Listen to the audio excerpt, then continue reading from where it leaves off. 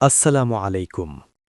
আপনাদের সবাইকে স্বাগত জানাচ্ছি আজকের এই গুরুত্বপূর্ণ আলোচনায়। আমাদের আজকের বিষয় স্তন্যদান ও পরিবার পরিকল্পনা। মা ও শিশুর স্বাস্থ্য সুরক্ষায় ইসলামী ফিকহ ও শরীয়তের দিক নির্দেশনা। পরিবার পরিকল্পনার বিষয়ে কথা বলতে গেলে ফিকহের দুটি পরিভাষার পার্থক্য আমাদের খুব ভালোভাবে বুঝতে হবে। একটি হল তানজিম, মানে হল পরিবার পরিকল্পনা বা সন্তানদের জন্মের মাঝে সাময়িক বিরতি দেওয়া।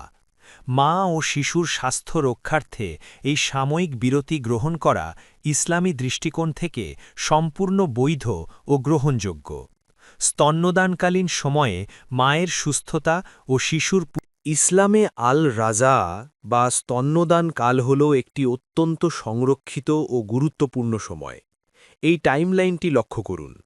সন্তানের জন্মের পর থেকে স্তন্যদান কাল চলতে থাকে, কিন্তু এই সময়ে যদি অপরিকল্পিত গর্ভধারণ ঘটে তবে কি হয়? এর ফলে দুটি বড় ক্ষতি হওয়ার আশঙ্কা থাকে। প্রথমত, মায়ের শারীরিক দুর্বলতা ও স্তন্যদানকালীন সময়ে পরিবার পরিকল্পনা গ্রহণ শরীয়তসম্মত হওয়ার জন্য মূলত তিনটি শক্ত শর্ত বা স্তম্ভ রয়েছে। আসুন সেগুলো জেনে নিই। প্রথম শর্ত, স্বাস্থ্যের ক্ষতি না করা।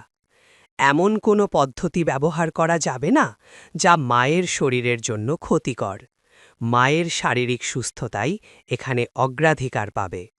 দ্বিতীয় শর্ত, সিদ্ধান্ত গ্রহণের ক্ষেত্রে স্বামী ও স্ত্রীর এই যৌথ অংশীদারিত্বের বিষয়টি কোরআনে খুব সুন্দরভাবে বলা হয়েছে। স্ত্রী বিবেচনা করবেন তার শারীরিক সক্ষমতা ও মানসিক প্রস্তুতির কথা, আর স্বামী বিবেচনা করবেন পরিবারের সার্বিক কল্যাণ এবং তার স্ত্রীর প্রতি যত্নের বিষয়টি। এই দুয়ের সমন্বয়ে তৈরি হয়। এখন প্রশ্ন হল, পদ্ধতি কিভাবে নির্বাচন করব? এখানে মূল নীতি হল, পদ্ধতি হতে হবে অস্থায়ী ও নিরাপদ। সবুজ অংশে অনুমোদিত পদ্ধতিগুলো দেখুন। যেসব পদ্ধতি সাময়িক, বুকের দুধের প্রবাহ বা পুষ্টিগুণে বিরূপ প্রভাব ফেলে না এবং মায়ের হরমোন বা শারীরিক স্বাভাবিকতায় দীর্ঘমেয়াদী ক্ষতি করে না, সেগুলো বৈধ। যেমন নিরাপদ অস্থায়ী বাধা পদ্ধতি বা ব্যারিয়ার মেথডস। পরিশেষে আমরা ইসলামের এই ভারসাম্যপূর্ণ রূপরেখাটিকে একটি যত্নের ত্রিভুজ হিসেবে দেখতে পারি। যখন ১. মায়ের শারীরিক সুস্থতা নিশ্চিত হয়, ২. শিশুর পুষ্টির অধিকার সুরক্ষিত থাকে এবং ৩. স্বামী স্ত্রীর যৌথ সম্মতি থাকে, ঠিক তখনই এই তিনটি বিষয়ের মিলনে তৈরি হয় শরীয়তসম্মত বৈধতা। মনে রাখবেন,